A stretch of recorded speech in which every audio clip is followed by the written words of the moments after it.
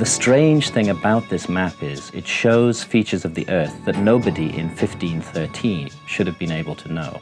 All right, you guys, we've got an ancient map full of mystery. Something that I'm surprised we haven't talked about on this channel before. This is a pretty incredible find here.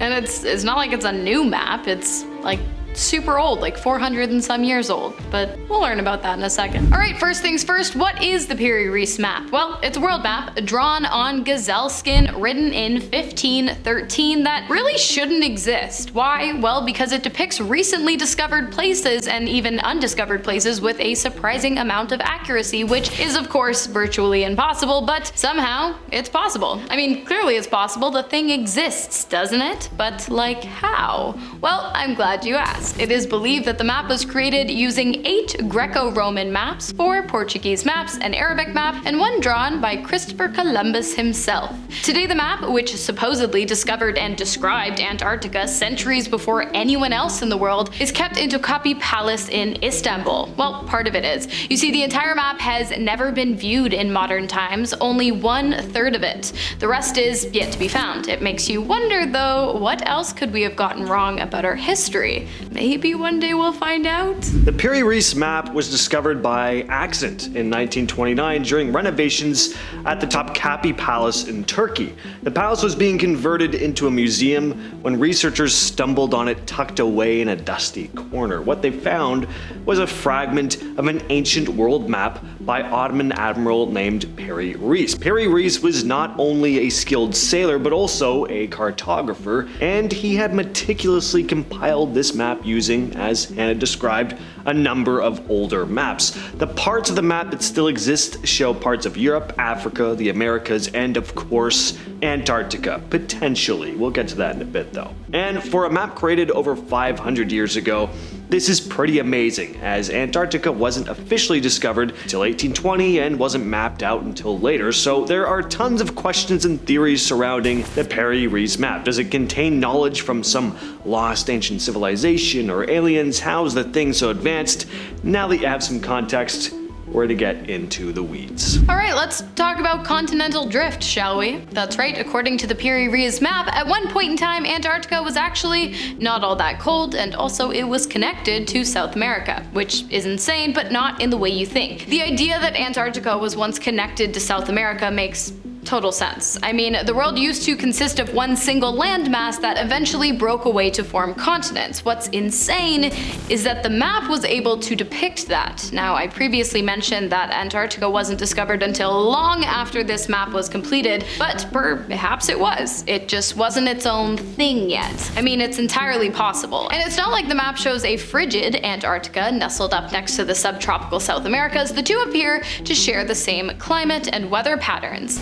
There is no ice depicted on Antarctica in this map, but more on that after this. One of the biggest mysteries about the Piri Reis map is its lines. Now, the map doesn't have the latitude and longitude lines you see on modern maps, which run east, west, north, and south. Today, we can measure longitude and latitude accurately using GPS and precise clocks, but in the early 1500s, when this map was created, this was almost impossible. The problem with measuring longitude back then was that it required knowing the exact time at 2 different places simultaneously. Sailors could measure latitude using the sun and stars, but without a reliable way to keep track of time, determining longitude was a huge challenge. The invention that finally solved this problem was the marine chronometer, which was a special clock that kept accurate time at sea, but this wasn't invented until about 200 years after Piri Reis created his map. But the Piri Reis map does have what are called azimuth lines, which end up being strangely very accurate to modern maps, to the point where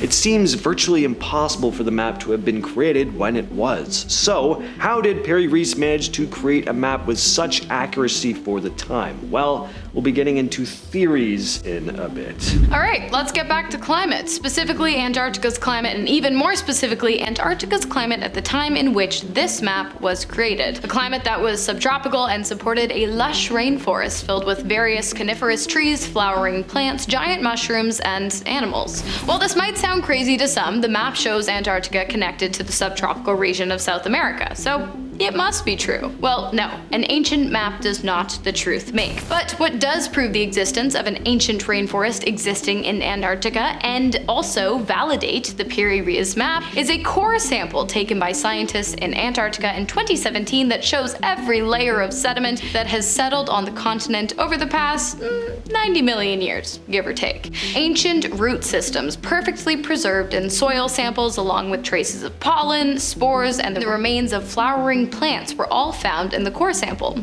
From this, scientists were able to determine what the weather would have been like in order to support such a wide range of life. Heavy rainfall and heightened levels of carbon dioxide in the atmosphere, i.e., it would have been a rainforest. Now, the pieces of the map we still have today don't show Antarctica in full. We're not even 100% sure if Piri Reis was depicting Antarctica or just assuming there was some landmass there that didn't really exist. Like Anna mentioned, there's a depiction near the southern tip of South America on the map. Instead of accurately showing the continent's true shape, it bends eastward and takes up a big portion of the map's lower half. Some think it's a mistake, some think it is an early interpretation of Antarctica. Again, it's not shown having ice, contrary to what we know today. Antarctica has been covered in ice for millions of years. It was only ice-free during prehistoric times. So a lot of historians think that what's actually shown on the Piri Reis map is his assumption of what the South American continent might have looked like. Alright, hear me out for a sec, because there are some theories surrounding how the hell some random man named Piri Reis was able to map the world so accurately in the year 1513 with no aerial views or GPS devices. And of course, one of those theories is aliens, or some kind of advanced ancient civilization that far surpassed the abilities of humans in ancient times and possibly the ability of humans today. Who knows? As I said, the Piri Reis map was discovered in 1929, in the early 20th century, and it is believed to date back to the 16th century, circa 1513. Not only would it have been incredibly difficult to have mapped out Antarctica, an undiscovered continent back in the 16th century, it was also incredibly hard to do it in 1929 as well.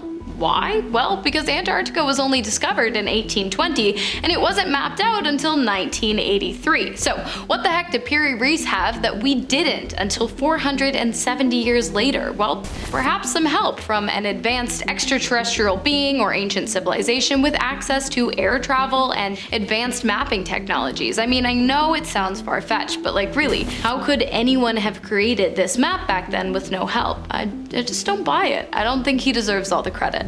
Let's talk more about that theory about a highly advanced but lost ancient civilization creating the map, or at least, giving some of their knowledge and expertise. Along with the maps Piri Reis collected from around the world, he could have had access to ancient maps or texts from lost civilizations who had advanced knowledge of geography and map making. As for what this civilization could have been, I mean, go wild.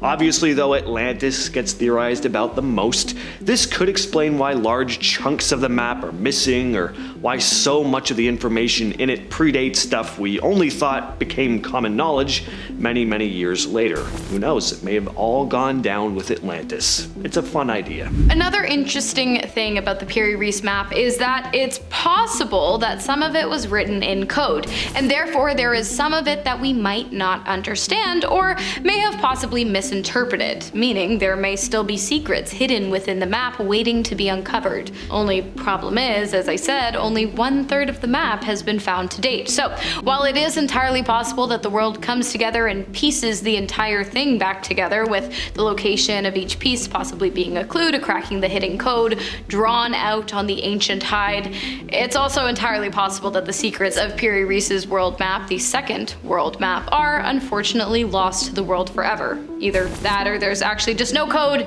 and no secrets and the whole thing is just some boring, incredibly accurate, super advanced anomaly, but where's the fun in that?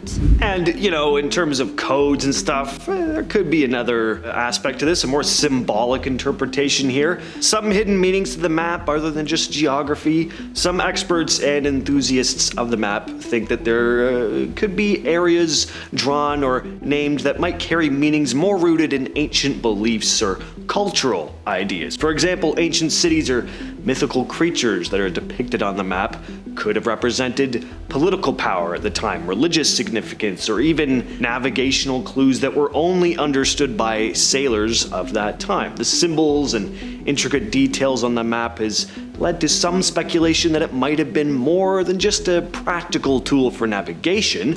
It could have been more of a canvas for expressing knowledge about the world that went beyond what was known publicly. Some even wonder if it might have encoded secrets or esoteric knowledge known to only select groups or societies back then. Who knows? I bet Piri Reis knows.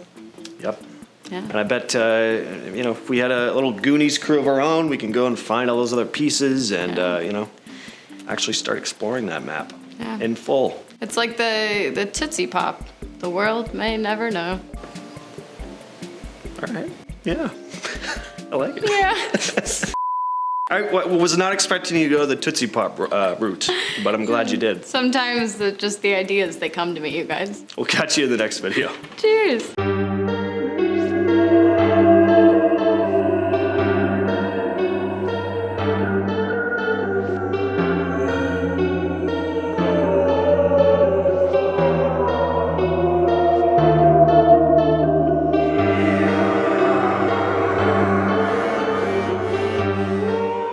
Think you got that Piri Reis?